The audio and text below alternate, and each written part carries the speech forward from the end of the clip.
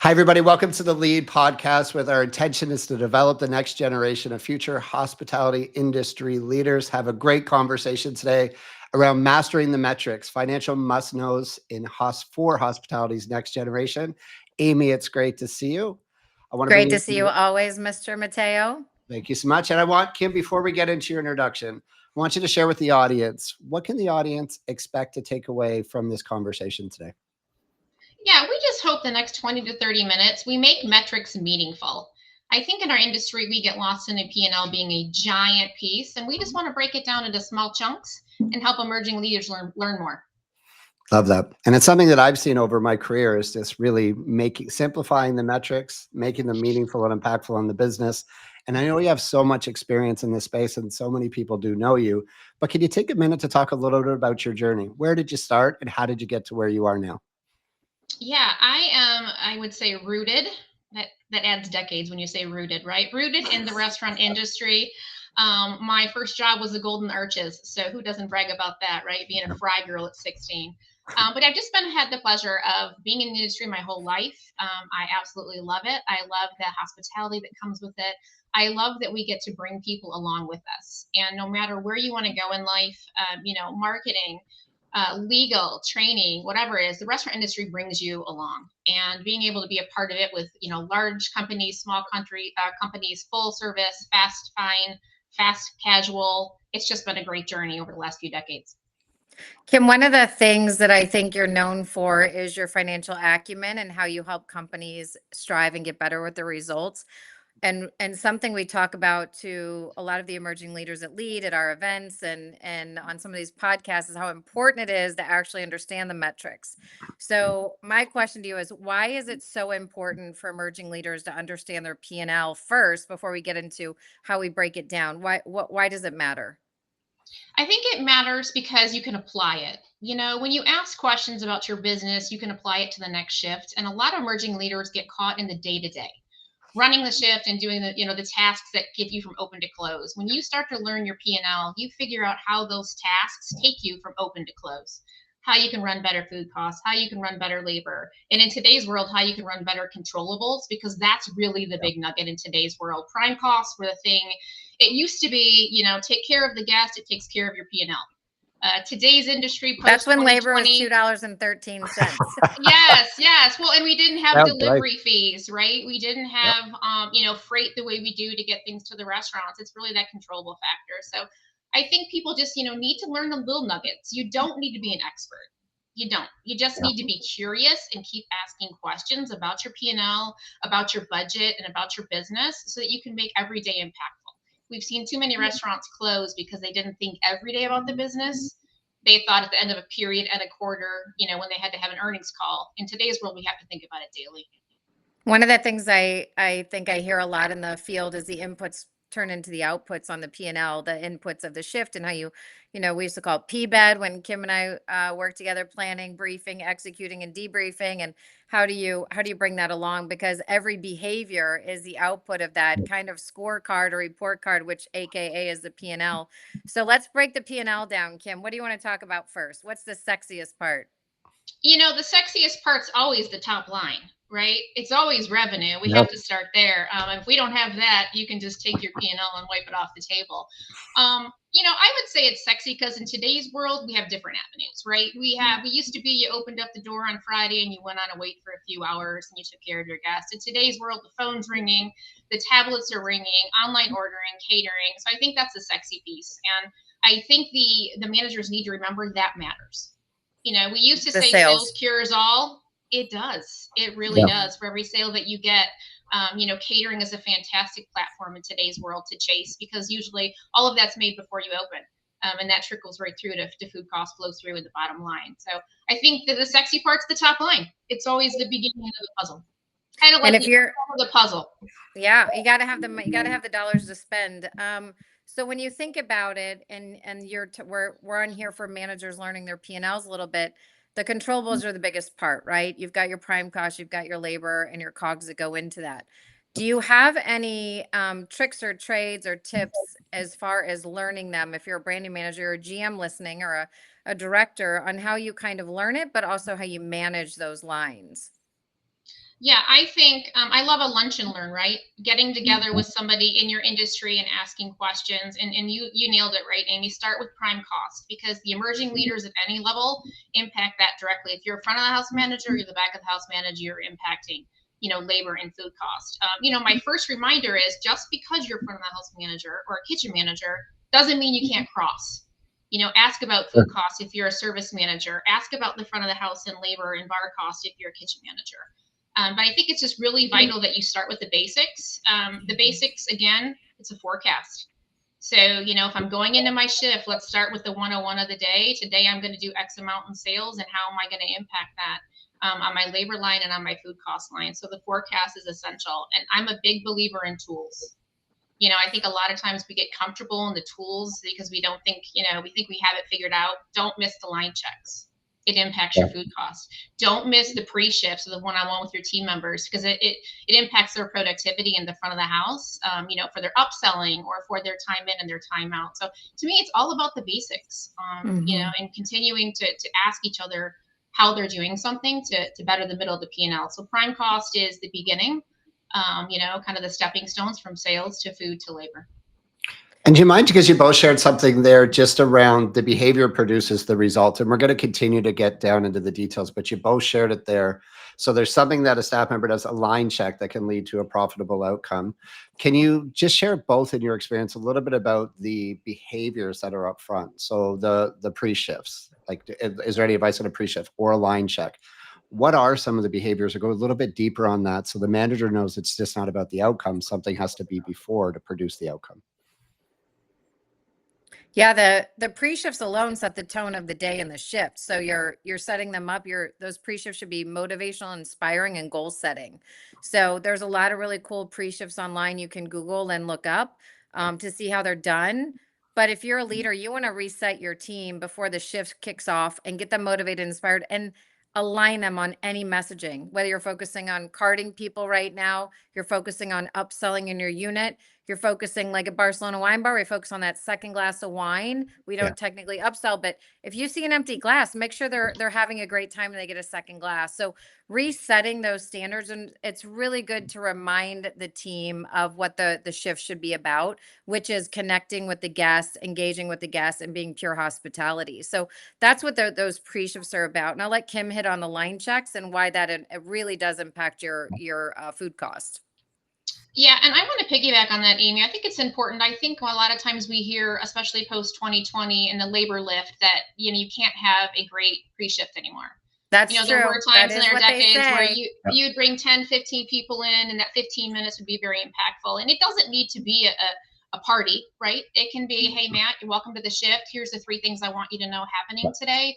Here's what time I expect you to come in. Here's a catering party, and here's the time you want to get out. It's just really that one-to-one you can have with a team member is vital, and it doesn't cost you anything. They're already on the clock. For line checks, it's one of those things, I think organically as well, line checks have taken such a growth perspective. It used to be on paper, and pencil whipping, that verbiage we used to say people would do. And now there's such a great digital format for those out there people can use from different, vendors, Altimetrics, Restaurant 365. But it's vital, for the quality of your food. If quality food doesn't go out on those 2 line checks, you're going to comp food. You're going to void food. You're going to waste food.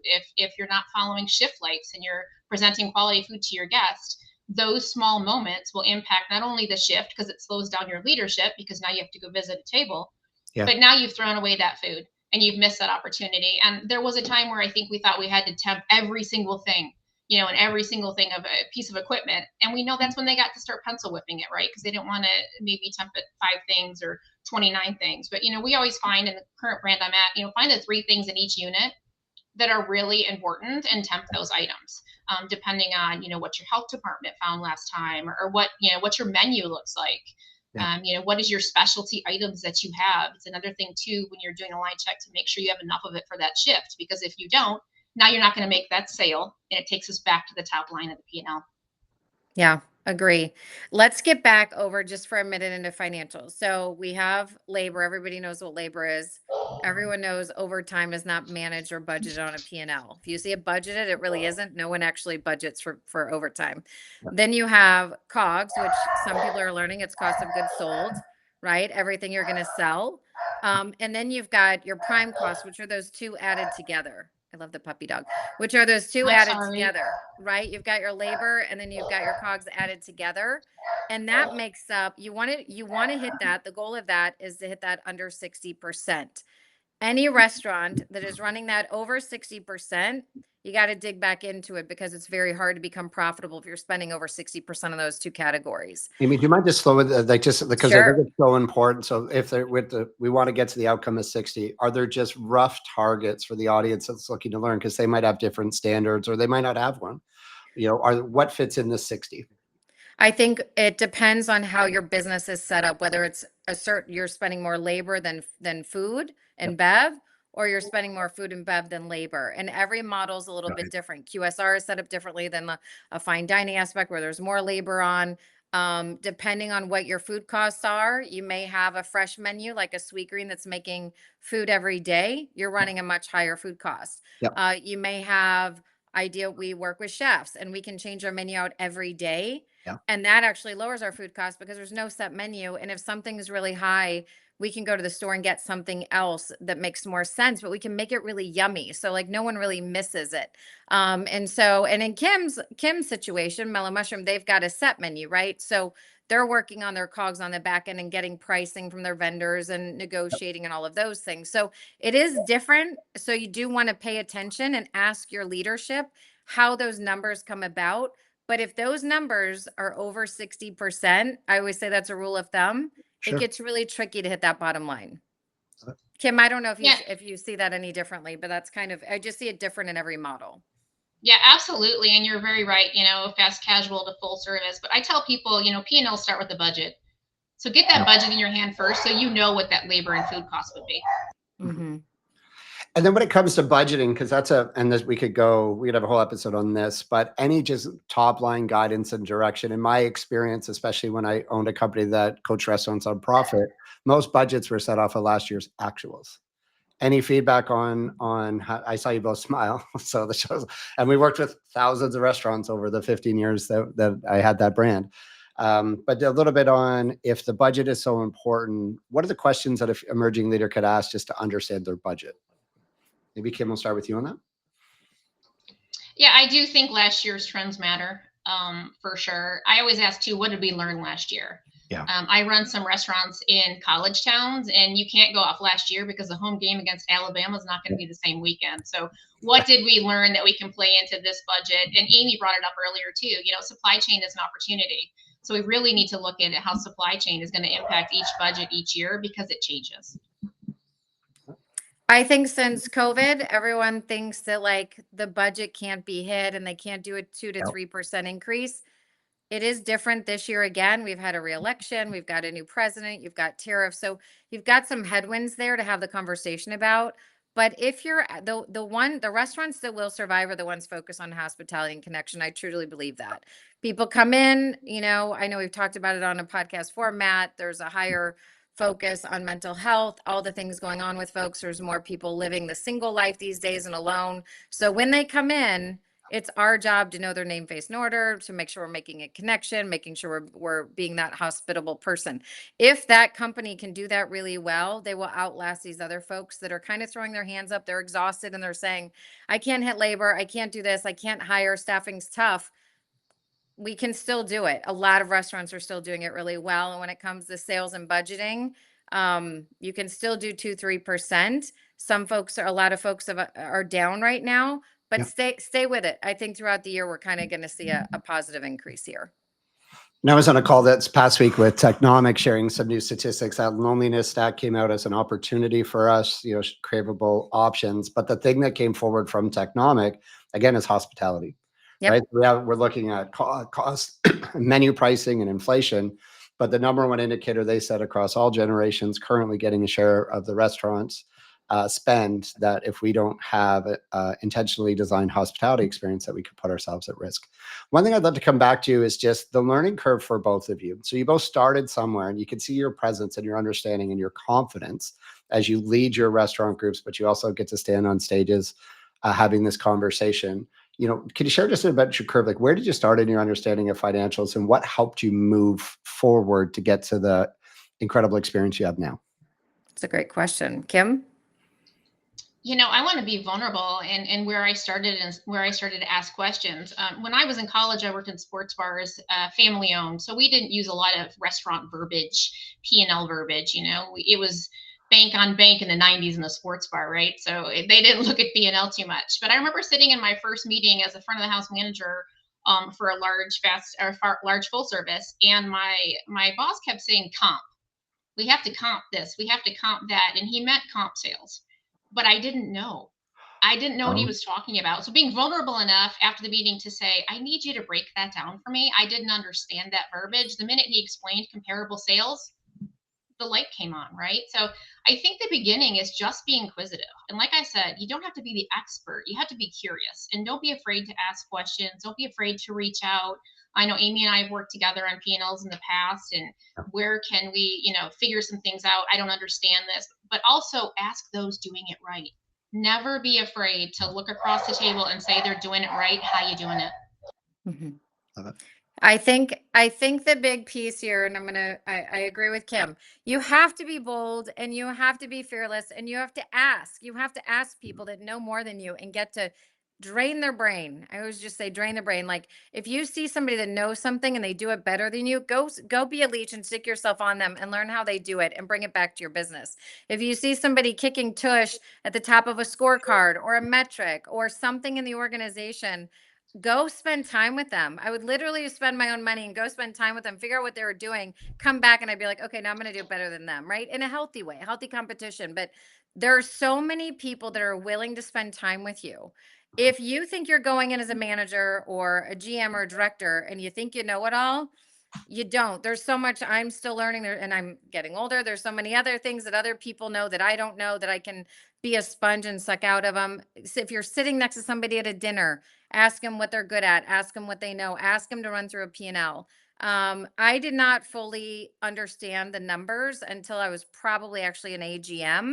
And because by then, back in the day, I was told to, like, go clean the office.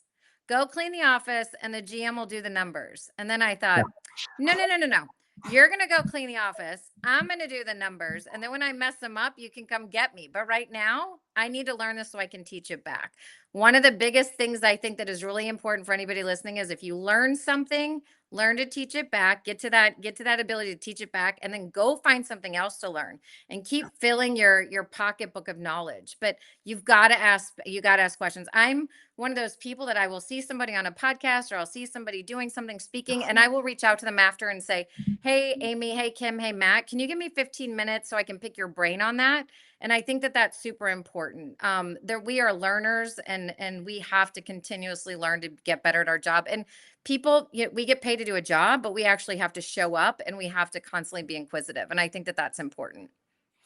And I'll share an example. I was recently working with a leader inside of a large restaurant group who was a new up and coming leader. She was incredible, but she shared at the end of a few workshop sessions that we had, that when she didn't ask the question, and she's an absolute killer as a leader, but she asked Matt, "Can I share today?" And she stood up and said, "When I didn't ask," that what happened was her boyfriend actually approached her and said, "If you don't spend so much time at work, that we're at risk in our relationship." So I'm just going to really reframe. I want to be real here. And she had tears in her eyes. She's a very strong woman. She's going to do great at her career. But she said, "I never considered that my inability to ask for help, or in our language here, be curious, forced me to try to figure it out on my own." And the operator had some responsibility with this. It wasn't all on her. She wasn't trained properly, but she didn't ask. So we had this beautiful moment where 35 leaders were in a room, and they reset to say, let's ask for support and help. Is there a time in the last year or so where somebody's come to you with a question that you can think back, and it could be in the last few years, but what did somebody ask you that might have felt simple to them, but you had a coaching moment? Was it a question on the P&L, or was it a question on purchasing? What's a real live coaching moment that both of you, and put you both on the spot here, have been asked? And what did they ask you about, and how did you support them? For the audience can see that these questions are real, and that you're supporting them every day. I'd love to go first, Amy. I had a GM come up to me, and they looked at me when I was with a brand, and they said, I really want to hit labor like you're asking me to, but I've never seen a P&L. Can I just see the P&L? Because I had taken It's over a crazy, isn't position. it? It's crazy. And People act like and this once hidden they thing. saw it, Yeah, and once they saw it and they said, "Oh, so this is how much money I have to spend based on a percentage." And so just asking to see it, not just a question about it, but asking to see it.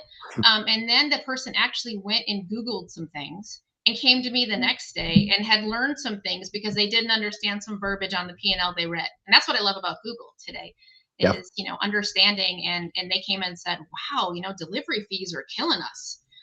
But that's our bread and butter. So where can we save other money? So I think that's a great question. It was as simple as wanting to see it. A Yeah. lot of people don't see it. Yeah. And They, we're they talking. don't know it exists, but they're told to hit it. Absolutely. So go ahead, Amy. Do you have any examples in the last little while of somebody that's approached you on understanding anything financial related to your restaurants?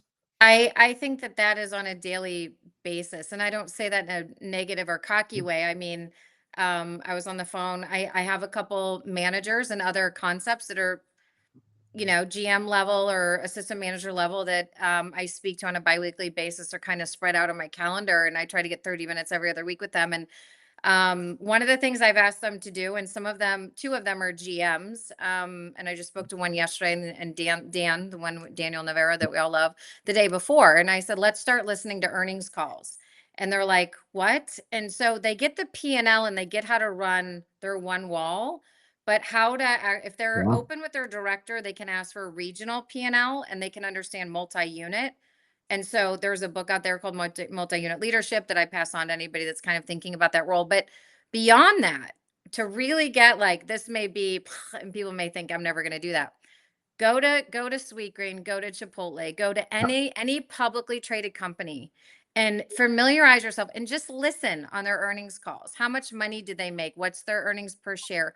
The more you listen, the more you learn and the wiser you get on how to run a business. And so I ask them, they'll send me which one they're listening to. I'll go and listen to it. And then Yep. I'll say, okay, what questions do you have when you're hearing these metrics or this verbiage?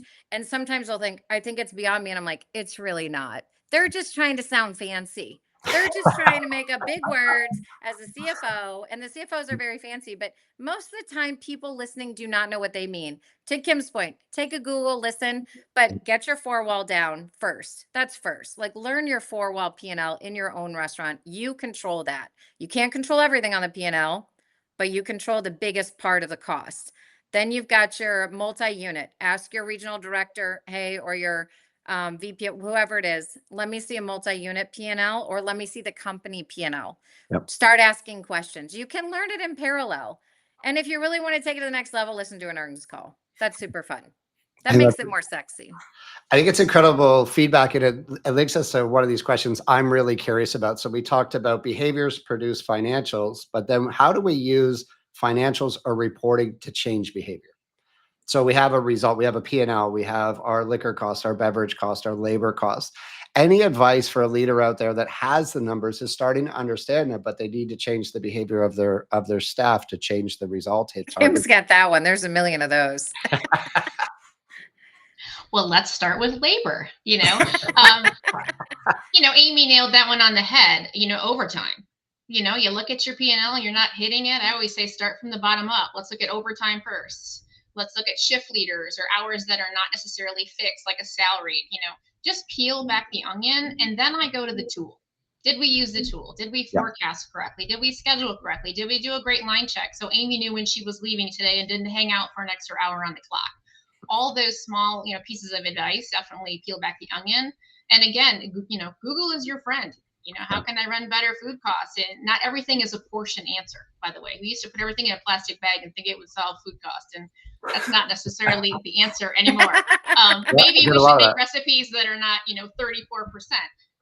But you have to get very creative, and again, ask questions, ask for help. You can always, always, always ask for help. Amy, on your side, how have you used metrics to help a leader change the behavior or results inside their location? Most of us have systems. Kim mentioned Restaurant 365. There's a million tools for insight reporting onto where you're off on your food. Are you missing 20 pounds of lamb, 20 pounds of hamburger? Did somebody decide to have a shrimp fest outside your restaurant at their company or family picnic that they decided it would be on your company? Like there's all the things, right? And so you have to dig in before you actually post your financials and your food costs, your numbers, your inventory. So there's inventory counts, there's inventory systems, there's the inputs on making beverages. Are you using jiggers? Are you not? I mean, what's funny about the restaurant is there's a million ways to actually control your costs. You have to find out what works for you and what works for your business and ask your leadership to help you with that. But most of it is really in the reporting. If you miss an invoice, you may think somebody took your shrimp to their family picnic, but all of a sudden you found out that you're actually putting in an invoice. So it could be a lot of things, and so you just got to slow down. You got to do your homework on inventory days. You got to dig in. Make sure you have an extra glass of OJ. Nobody knows what goes in it. I'm just kidding. Don't drink on the job. But there's just those things that there's all the tools, all the systems. And when you're new to a company, they have a new system or a new tool, but they all kind of are the same in every organization. They're just called different things. And so don't be scared, but ask questions. Love it. So as we go, Amy brought up a really good point. The general ledger is your friend in knowing what invoices were posted, because sometimes it's as simple as an invoice was posted incorrectly or it was double posted and you're chasing a ghost that you didn't need to chase. Yeah. The last thing I want to say as well is ask your team, what ideas do they have? So if we've spent too much in linen, what ideas do they have? If we spent too much in window washing, I mean, the smallest things, it's not just food and labor. There are controllable things they can make an impact on. And they might have, a great idea, because most restaurants have a bonus plan based on the financial results. And the managers have something in the game to continue to improve the bottom line. Love it. And I love that feedback. So the company I had did third-party inventory for hundreds of restaurants. So we always coached our employees to do your double check sitting down. Check your invoices, check your inputs, because often it's something there, whether you're rather recounting product over and over again, when we've missed something upstream, check your events. So sometimes there's a crossover, your invoice dates.